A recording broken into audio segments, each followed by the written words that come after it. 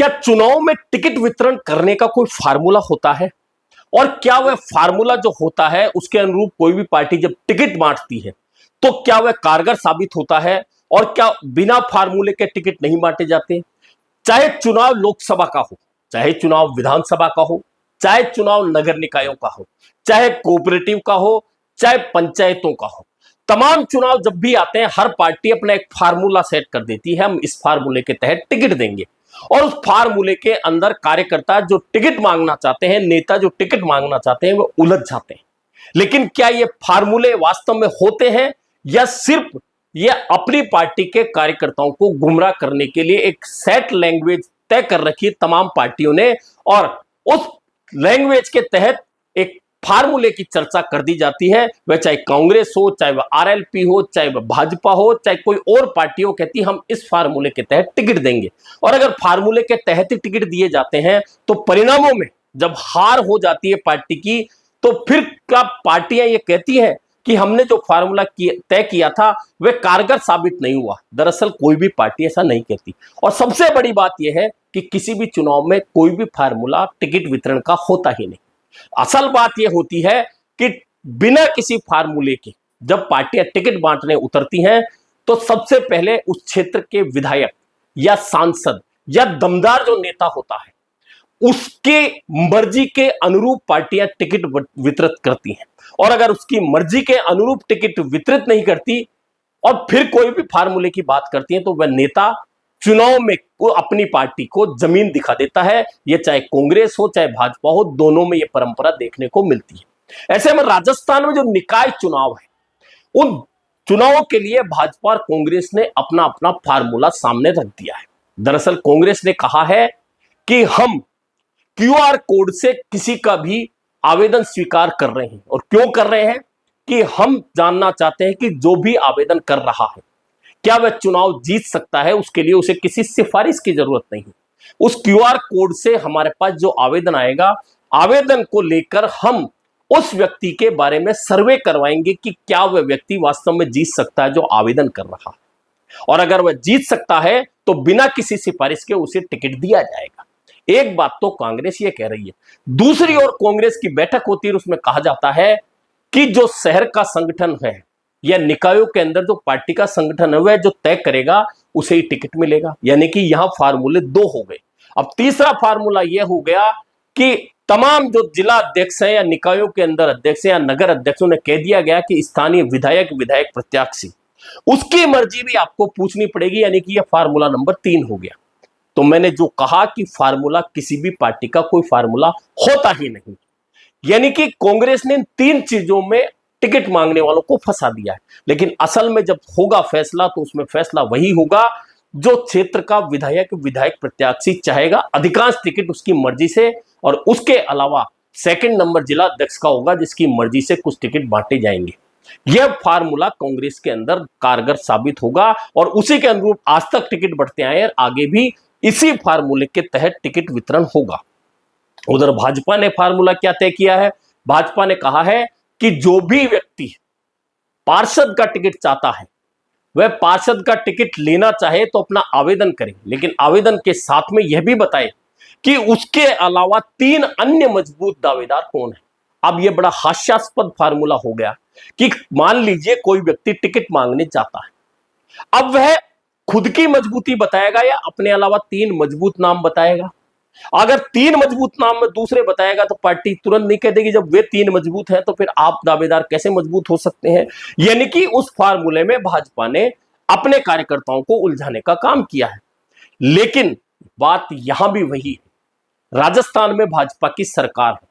Formula यहां भी वही होगा कि जो विधायक प्रत्याशी होगा या सांसद प्रत्याशी होगा या स्थानीय स्तर पर मजबूत नेता होगा, टिकट वितरण तमाम उसी की मर्जी से होना है, इसके इधर उधर नहीं होना। लेकिन भाजपा में एक सबसे बड़ी परेशानी यह है, क्योंकि राजस्थान में भाजपा की सरकार है, ऐसे में हर कार्यकर्ता टिकट लेकर जीतकर आना ही नहीं चाहता, बल्कि वह जयपुर जैसे शहर में महापौर बनना चाहता है, बड़े शहरों के अंदर जो अन्य शहर है वहां चेयरमैन बनना चाहता है, नगर पालिकाओं में अध्यक्ष बनना चाहता है कि वह वहां बनकर अगली बार विधायक के लिए अपनी दावेदारी पेश कर दे।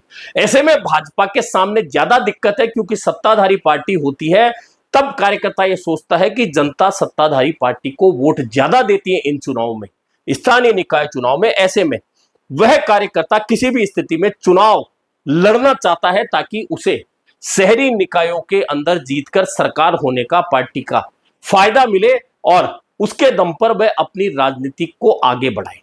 खास तौर पर राजधानी जयपुर की बात करें तो जयपुर की तस्वीर राजधानी की बहुत उलझी हुई है, क्योंकि राजधानी से मुख्यमंत्री है, राजधानी से उप मुख्यमंत्री है, राजधानी से कैबिनेट मंत्री है और जिले से दूसरे उप मुख्यमंत्री है। ऐसे में जयपुर की निकाय के अंदर चुनाव लड़ने के लिए अभी नाम सामने नहीं आ रहे, चूंकि महापौर की सीट सामान्य है और सामान्य वर्ग का दबदबा जयपुर में रहा है। ऐसे में सामान्य वर्ग के बहुत सारे नेता जिन्हें अब तक विधायक या सांसद बनने का मौका नहीं मिल पाया, लेकिन अब वे शहरी निकायों के जरिए महापौर पद पर अपना दावा ठोकना चाहते हैं और दावा ठोककर यह भी पता है कि अगर राजधानी जयपुर के अंदर महापौर बनने का मौका मिल गया तो आगे चलकर विधायक बनने में ज्यादा परेशानी नहीं होगी। इसका उदाहरण यह है कि अब तक भाजपा में जो जो जयपुर शहर से महापौर बने उनमें से अधिकांश को विधायक बनने का मौका मिल चुका। पहले महापौर मोहनलाल गुप्ता यहां से विधायक बन चुके एक से ज्यादा बार, अशोक परनामी एक से ज्यादा बार विधायक बन गए, सील दाबाई को मौका मिला लेकिन चुनाव हार गई, अशोक लाहौटी भी महापौर बन चुके और उसके अलावा वे एमएलए बन चुके।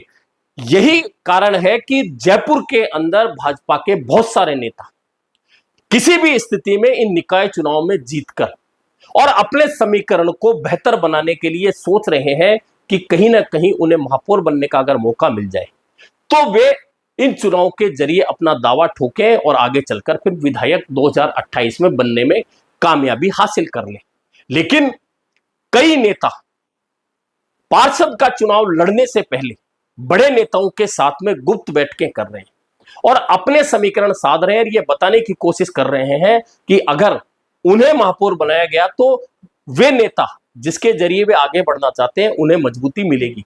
लेकिन चूंकि नेता यह अच्छी तरह से जानते हैं, चाहे वह मुख्यमंत्री हो चाहे उप मुख्यमंत्री, जिनके क्षेत्र से जो भी महापौर बनेगा वह आगे जाकर उनके लिए ही बड़ी परेशानी खड़ी कर सकता है। ऐसे में ये नेता बहुत समझदारी के साथ में टिकट वितरण करते हैं और ये चाहते हैं कि उनके क्षेत्र से कोई भी बड़ा चेहरा निकलकर नहीं आए। अगर कोई उनके क्षेत्र से निकलकर महापौर बन गया तो अगली बार उनके क्षेत्र से उसकी स्वाभाविक विधानसभा चुनाव की दावेदारी हो जाएगी या लोकसभा चुनाव की दावेदारी हो जाएगी।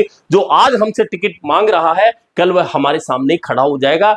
ऐसे में जो वर्तमान के बहुत सारे पार्षद हैं जो 2 बार या उससे ज्यादा बार जीते हुए हैं भाजपा में, उनके टिकट कटने की संभावनाएं ज्यादा हो गई है और विधायक जो वर्तमान में है वे किसी भी स्थिति में नहीं चाहते कि वर्तमान जो पार्षद हैं उन्हें फिर से लड़ने का मौका दिया जाए। हालांकि बहुत सारे पार्षद ऐसे भी हैं जो वरिष्ठ हैं, 2 बार से ज्यादा जीत चुके, लेकिन उनका वार्ड या तो आरक्षित हो गया या महिला वार्ड बन चुका है। ऐसे में उनके चांस खत्म हो गए, लेकिन वे अब दूसरे वार्डों में मौका चाहते हैं, उन्हें वहां मौका मिल जाए तो वे चुनाव जीतकर वरिष्ठता के आधार पर महापौर पद पर दावा ठोक दें। ऐसे में भाजपा के अंदर यह कसमकस ज्यादा है, लेकिन कांग्रेस में यह कसमकस नहीं है, क्योंकि कांग्रेस के नेता एक चीज को बहुत अच्छी तरह जानते हैं, क्योंकि जयपुर के जो परिणाम अब तक आते रहे हैं निगम चुनाव, उनमें जयपुर में कांग्रेस अभी तक एक बार भी बोर्ड नहीं बना पाई। ऐसे में महापौर कांग्रेस का बनेगा इसे लेकर आश्वस्त नहीं है। हालांकि बहुत सारे नए कार्यकर्ता कहते हैं कि इस बार जिस तरह से 6 महीने में कांग्रेस ने अपना दमखम जयपुर की सड़कों पर दिखाया, उसकी चर्चा जयपुर की जनता में, हो सकता है वह चर्चा बदलकर वोटों में तब्दील हो जाए तो हो सकता है कि जयपुर में कांग्रेस इस बार इतिहास रच दे। ऐसे में दबे पांव बहुत सारे नेता ये चाहते हैं कि किसी तरह से इन चुनाव में कांग्रेस जीते और हम महापौर बन जाए और फिर आगे चलकर विधायक पद पर दावा ठोक दे।